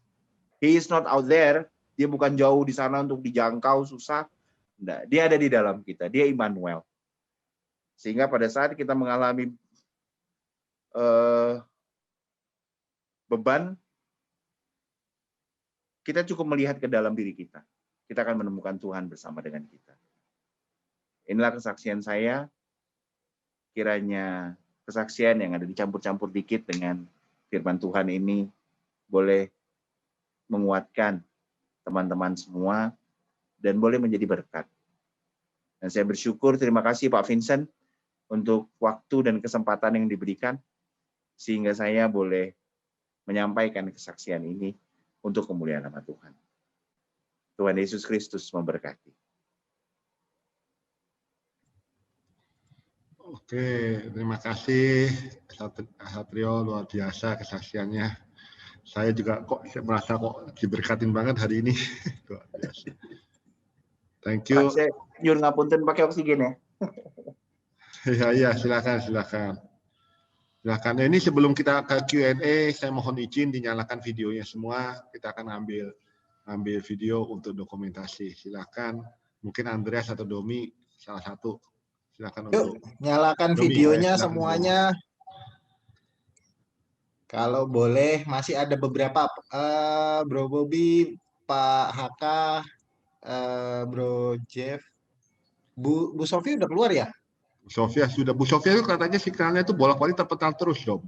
Oh. Ya, mungkin lagi ada wifi-nya, ada error. Oke. Wes gila Bro Henry Bukit ganteng banget, baru pulang kayak. Iya, dia baru pulang tadi, dia lagi nyetir. Oke. Oke. Sip. Thank you. Liki belum sih. Iya, Udah? Bro Liki mana? Tuh ada. Bro Liki belum kelihatan wajahnya. Nah, Nah, jauh-jauh dari Shanghai. ya dari Cina itu. Thank you for joining. Yes. Oke, silakan.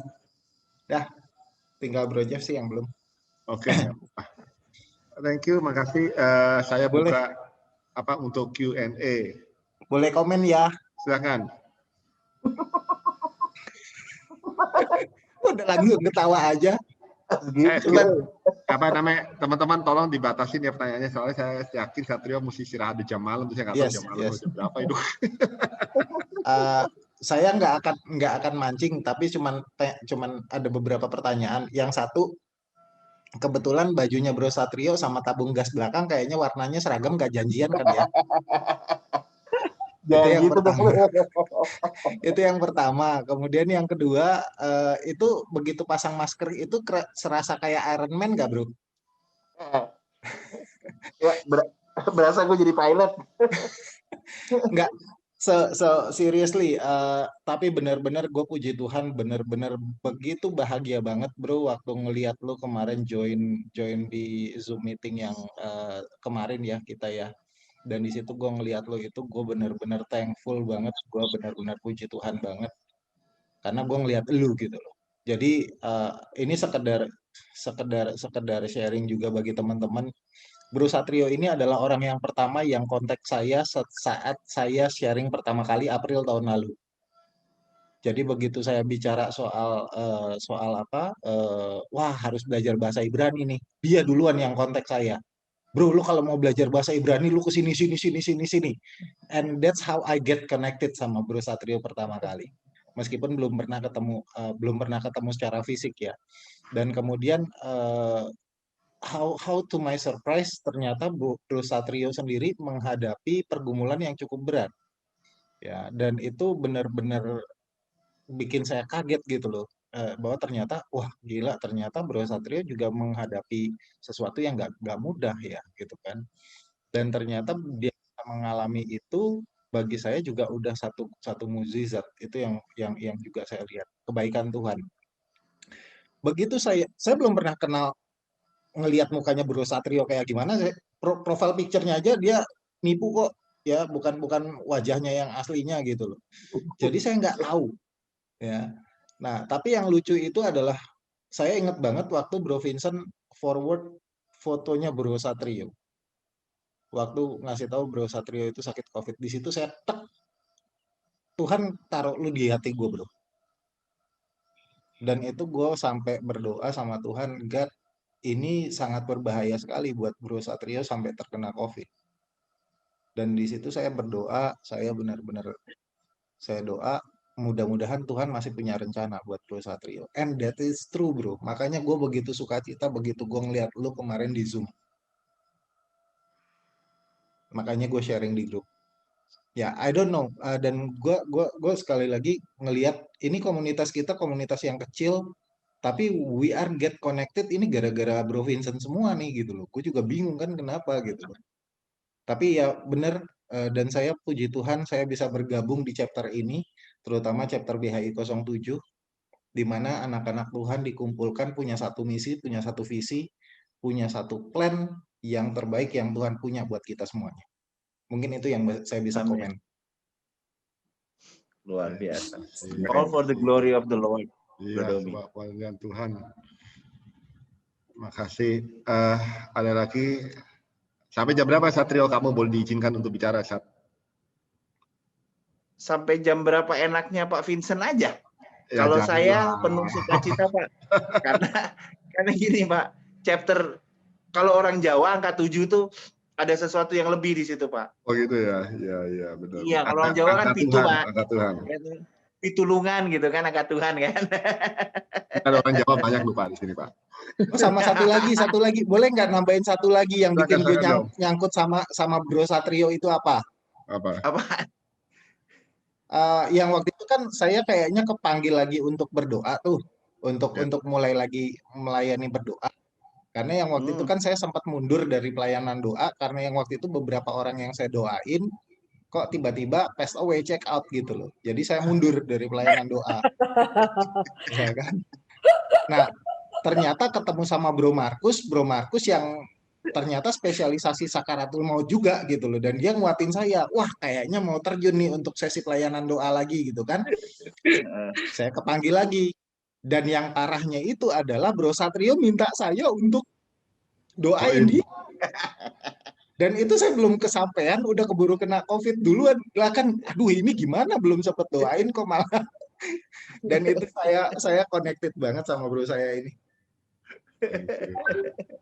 Kalau ngomong soal begitu, saya sempat dimarahin tuh sama Danang tuh. Kalau saya bilang sama Danang kan, dia bilang, Satrio tuh gimana tuh, nanti kalau sampai lewat pusing saya. Dia bilang, kamu tuh nggak ada imannya katanya.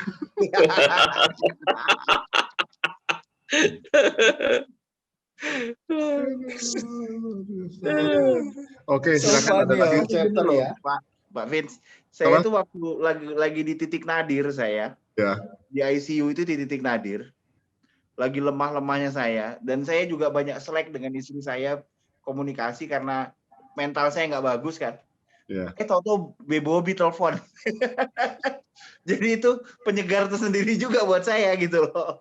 Bobby itu luar biasa, Pak Bobby luar biasa. Dia langsung anggap, langsung dia apa yang diomongin langsung di-share di grup tuh. Makanya jadi kita dapat update. Cuma saya kadang-kadang tuh kan bingung sama kamu, Sap. Saya kan presiden chapternya, tapi kamu laporannya kemana-mana. Pas kebetulan bisa telepon. Biar Vincent susah ditelepon. Oke. Thank you. Ya, mungkin saya tambahin sedikit lah ya. Saya ngucap syukur gitu ya, bisa ngelihat Bro Satrio dalam segala kekurangannya, dia tuh nggak pernah berhenti untuk mengucap syukur. So kita banyak belajar dari Bro Satrio, apa yang udah dialami dalam hidupnya. Juga ya kemarin itu juga saya juga kepikiran banget karena pas waktu itu ada Bro Satrio, nggak lama saya ada teman saya yang ibunya terkena COVID juga, dan dengan kondisi yang jauh lebih baik daripada Bro Satrio. Memang ada komorbid dengan diabetes, tapi kondisi semua sehat gitu ya. Memang dia ngalamin PMS, tapi dan setelah itu dia udah mulai ngalamin sesak nafas gitu. Oke, saya waktu itu sempat tanya-tanya di grup, ada nggak rumah sakit mana lagi, saya sempat telepon ke RSPAD apa semua, tapi ventilator tuh semua udah nggak ada. Sampai terakhir dapet di rumah sakit Jakarta gitu. Tapi berselang dari itu cuman kisaran 2 hari, 3 hari dia udah berpulang.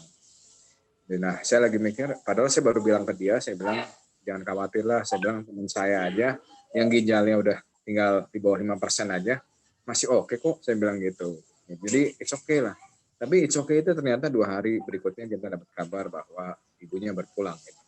Jadi ya kita sempat khawatir gitu ya, makanya Bro Satrio juga ditelepon-teleponin terus. Memang mana nih orang kagak kelihatan. Saya pikir wah gimana nih, istrinya juga ada teleponin nggak bisa. Gitu kan. Tapi ya puji Tuhan, jadi banyak hal yang terjadi.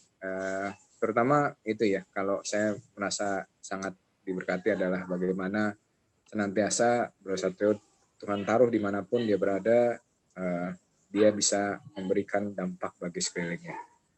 Itu satu yang tentunya kita terus belajar ya dari Bro Satrio, dan juga Bro Vincent yang sebagai pemimpin juga selalu senantiasa ya care gitu ya dengan member-membernya, dengan sekelilingnya, dan satu hal juga dia begitu semangat gitu ya untuk menjangkau jiwa lebih serius dengan FGB ini.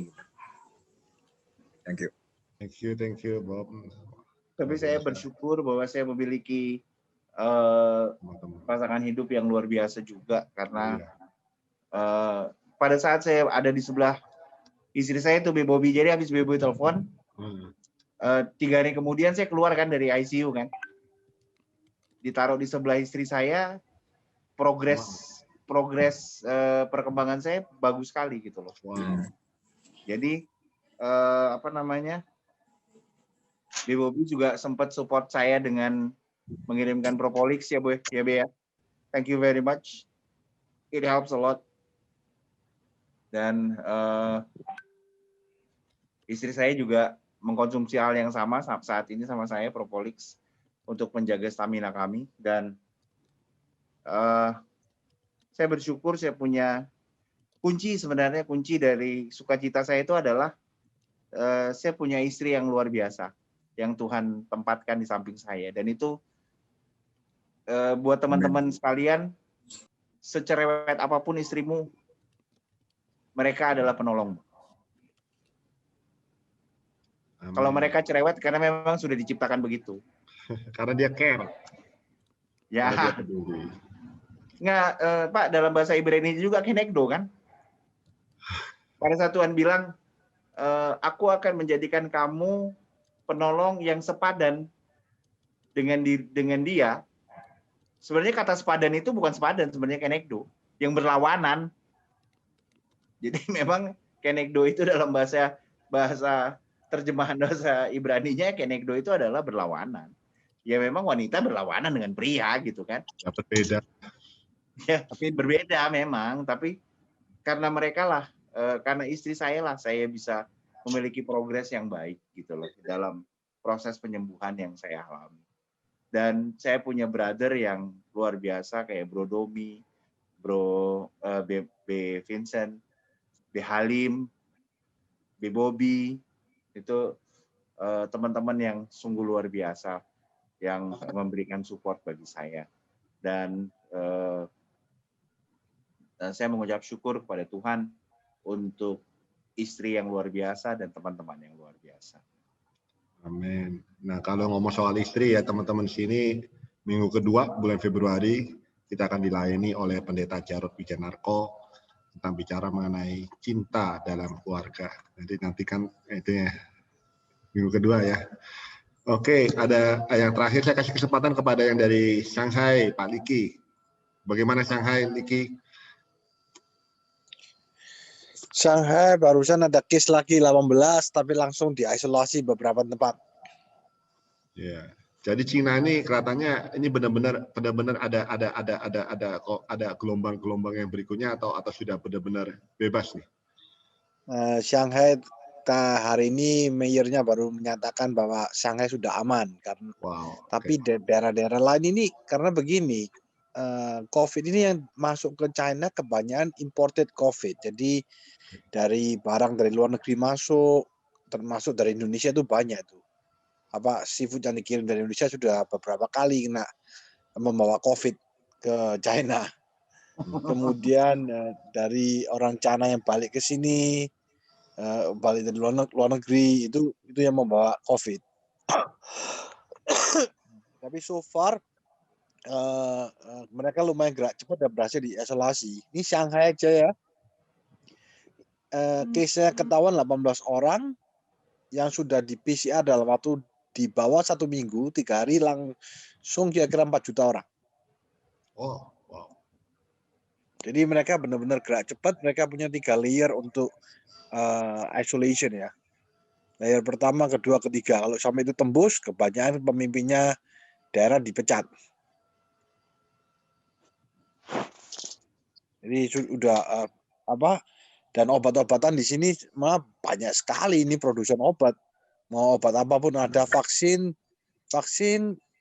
ini yang banyak orang bertanya, vaksin di China belum diterapkan di seluruh orang sih.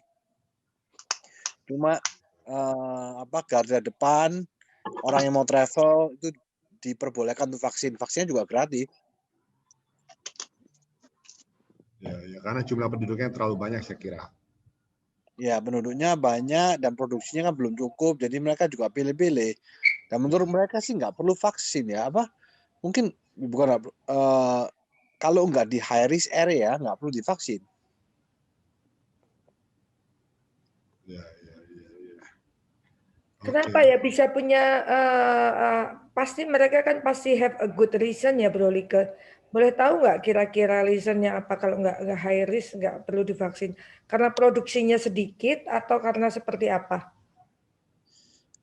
Saya nggak tahu jelas risknya mereka apa. Mungkin economic reason karena vaksin ini kan dipakai sebagai diplomasi juga sama mereka, dijual ke negara-negara yang membutuhkan. Dan kalau mereka kasarnya kayak orang sehat aja ya, minum vitamin sudah cukup, ngapain divaksin? Jadi mereka menurut saya ya, mereka memberi image ke dunia bahwa China bisa mengontrol situasi dengan berbagai cara. Jadi daerah yang high risk kayak yang orang custom, kemudian orang travel ke luar negeri itu divaksini semua sama dia. Tentara di garis border divaksin. Yang lainnya mereka pakai sistem health management, pakai masker, pakai temperature control, pakai tracing, kemudian living healthy life, kayak begitu-begitu. Tapi saya kira sama yang terjadi di Indonesia juga sama, Liki. Kita prioritas tuh garda terdepannya dulu. Ya, ini kalau di China mah udah dikit sekali ya case-nya. Karena vaksin juga nggak murah juga loh. Karena ini argumen saya ya. Saya berkali-kali dulu bicara sama tim Kemenkes waktu zamannya Pak Terawan. Saya bilang, menurut pendapat saya pribadi, lebih baik dicari solusi untuk menyembuhkan daripada solusi untuk memvaksin. Betul. Karena kalau divaksin itu harus 70% dari populasi.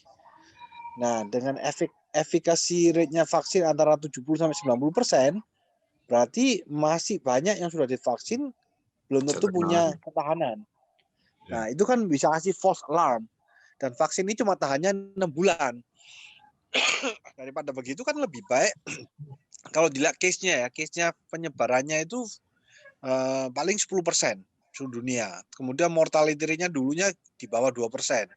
Jadi kan lebih baik 10% cari solusi untuk 10% itu. Karena kalau kan bukan bisa sembuh ya dikasihin obat, gimana nyembuhkannya? Kan tadi ada bilang ivermectin, ada Avigan, ada remdesivir. Nah, jadi obat-obatan sudah tersedia, sudah bisa 2 minggu sudah sembuh kebanyakan ya. Jadi case-nya yang parah-parah komorbid kan setahu saya di bawah 2%. Jadi seharusnya secara economical dan secara health lebih bagus tanpa vaksin.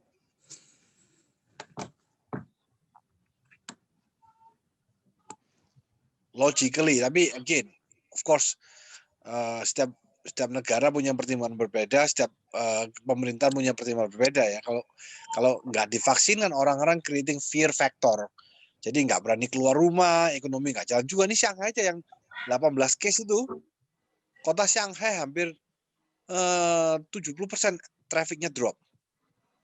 Wow. Jadi dalam waktu 2-3 hari setelah di testing semua, balik lagi trafficnya. Ya. Ini menarik. Saya juga berharap bahwa dengan adanya dengan kedatangan musim dingin kembali ini nggak memperparah ya. Oh, bukannya justru memperparah, Pak, kalau musim dingin. Saya harapkan jangan tambah parahnya, jangan terlalu gitu. Saya berharap. Yang dikhawatirkan itu transmisi, karena banyak new case dari yang UK sama yang Afrika itu kan lebih transmitted. Dan ini kan kalau entar lagi 2 minggu lagi nih sudah mulai Chinese New Year. Biasanya 1 minggu sebelum Chinese New Year itu terjadi massive deployment of people di China ya. Nah ini takutnya terjadi penularan dengan gampang. Kadang-kadang susah loh Liki sama orang Cina diomongin. Saya punya orang-orang Cina yang di Indonesia itu saya bilang jangan balik, mendingan di Indonesia. Ngotot loh. Mesti balik juga. Ya, karena saya dulu nggak ngerti bisa. Tapi bayangkan aja ya, kalau kamu meninggalkan keluarga 1 tahun, nggak pernah pulang sama sekali. Nah, ya dia kadang-kadang lebih baik mati daripada nggak ketemu keluarga. Iya, karena anak juga 1 ya, sedikit ya anaknya sekarang ya. Betul, dan nggak pernah ketemu benar-benar. Nah, sekarang sih ada perbedaannya. Sekarang kan mulai banyak WeChat video, Zoom call. Nah, mereka juga nggak harus pulang-pulang sekali. Jadi diperkirakan bakal lumayan banyak orang yang nggak pulang kampung. Dan pemerintah mengasih insentif.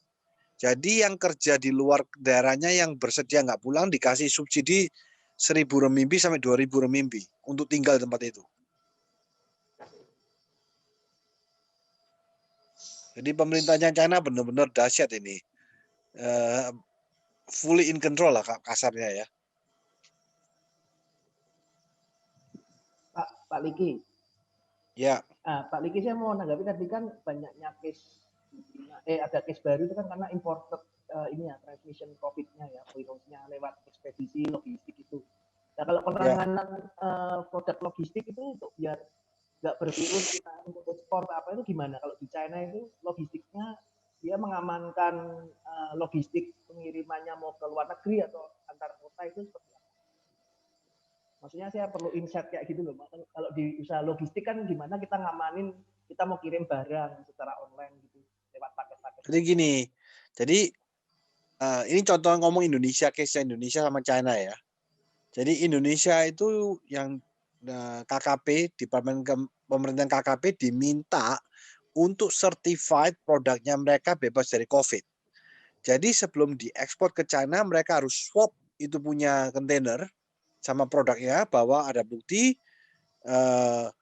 nggak ada habis di swab PCR negatif. Itu satu. Kedua, mereka minta pabrik yang ngirim itu untuk menunjukkan bahwa orang-orang yang di pabrik sudah dites dan negatif. Ini sangat ekspensif karena ini ini kalau orang disuruh ngetesin setiap kali ekspor mahal sekali, tapi ya itu yang terjadi sekarang. Jadi eksporter suruh buat certification bahwa mereka sudah melakukan preventif dan juga inspection bahwa mereka bebas dari COVID barangnya. Kalau mereka kena sekali, eksporter tersebut akan di-ban, barangnya nggak boleh masuk China selama 1 minggu. Kalau 2 kali terjadi setelah di-ban, setelah 1 minggu boleh lagi ekspor ya. Terus kejadian lagi kedua kalinya, mereka akan di-ban selama 3 bulan. Nah, kalau 3 bulan itu dibebaskan, terjadi ketiga kalinya, di-ban selama 1 tahun, nggak boleh masuk China barangnya. Nah, of course, itu pun masih terjadi. Jadi, itu dari luar ya, kontrol dari luar. Kontrol di dalam, begitu barang masuk, kebanyakan mereka sekarang sudah mulai disinfektan. Di-spray disinfektan. Jadi, in terms of container yang membawa virus kemungkinan besar 0. Tapi, barang di dalam kontainer yang dimasukkan dalam cold chain, kebanyakan cold chain ya, habis itu disinfektan kan ada icing-nya. Kemungkinan waktu barangnya dibuka, masih ada virus yang frozen ya. Dan setelah dipakai, mulai disebarkan di distribusi, mulai melted, virusnya keluar. Itu ada beberapa case yang menurut mereka terjadinya begitu. Apakah proven nggak tahu, karena jumlahnya masih kecil, nggak terlalu banyak. Terima kasih Pak Liki. Ya, ini satu lagi, ini beberapa minggu lalu itu peredaran frozen food di China di stop. Jadi antara daerah ke daerah nggak boleh ngirim frozen food.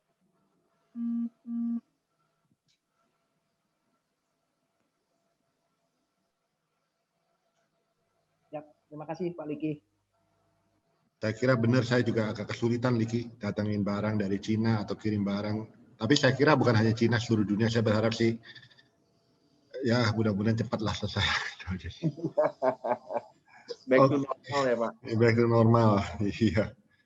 Oke, saya kira saya nggak mau lama-lama. Saya mau izinkan Pak Satrio untuk beristirahat. Silakan tutup dengan doa. Saya minta Pak Danang sebagai ketua tim doa di BHI 7 untuk tutup dengan doa.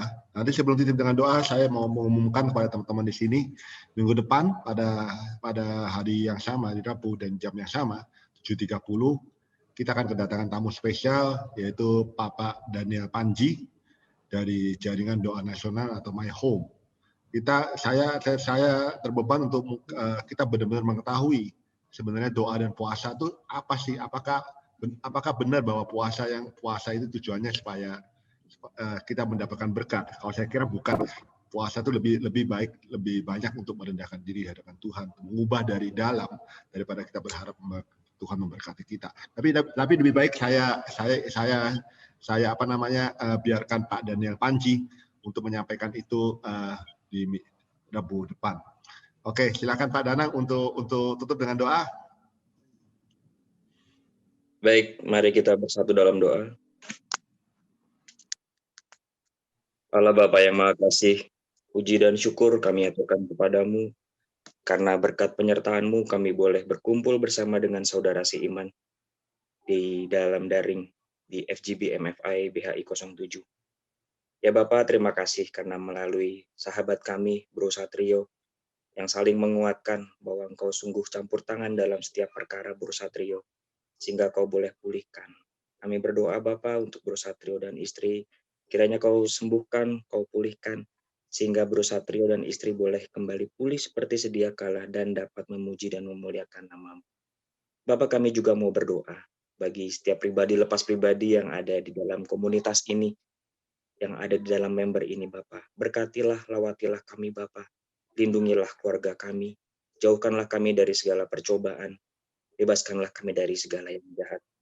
Ya Bapak, kami mengundang Engkau untuk masuk dalam hidup kami ya Yesus. Kami mau menerima Engkau sebagai Tuhan Allah kami dan sebagai Juru Selamat kami.